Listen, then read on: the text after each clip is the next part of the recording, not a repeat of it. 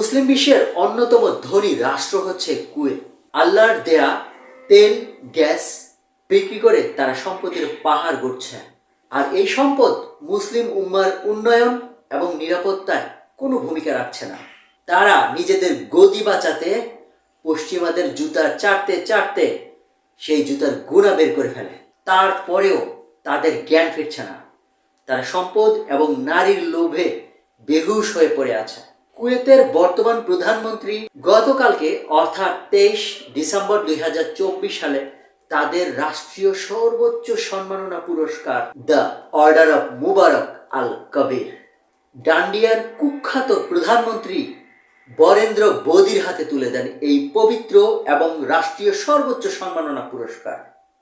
যেই ডান্ডিয়ার বিরুদ্ধে প্যালেস্টাইনের নিরীহ সাধারণ মুসলিমদের গণহত্যায় অংশগ্রহণকারী অর্থাৎ সরাসরি অংশগ্রহণকারী হিসাবে সারা বিশ্বের সমস্ত মানুষ অভিযোগ করে আসছে এবং তার বিরুদ্ধে তার নিজ দেশ ডান্ডিয়ার যে মুসলমান রয়েছে সেই মুসলমান সম্প্রদায়ের উপর গণহত্যার অভিযোগ রয়েছে।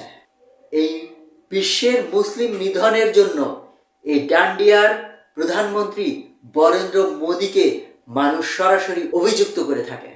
বর্তমানে যেই ডান্ডিয়ার সাথে পাকিস্তানের মুসলিম এবং বাংলাদেশের মুসলিমদের সাথে সর্বকালের সর্বশ্রেষ্ঠ খারাপ সম্পর্ক যাচ্ছে। কুয়েতের যে রাষ্ট্রীয় সর্বোচ্চ সম্মাননা পুরস্কার বরেন্দ্র মোদিকে দেওয়া হয়েছে অর্থাৎ ডান্ডিয়াকে দেওয়া হয়েছে, সেই সর্বোচ্চ সম্মাননা পুরস্কার সম্পর্কে আপনার যদি কোনো অভিমত থাকে কমেন্টে জানান। আমি কিন্তু বিচলিত হই নাই এবং আশ্চর্যজনিত হই নাই, কারণ মিডল ইস্টের যতগুলি দেশ রয়েছে দুই একটা দেশ ছাড়া প্রত্যেকটা দেশের রাষ্ট্রপ্রধানরা তাদের গদি বাঁচাতে ব্যস্ত, তারা নারীর লোভে ব্যস্ত, তারা সম্পদের পাহাড় গড়ায় ব্যস্ত।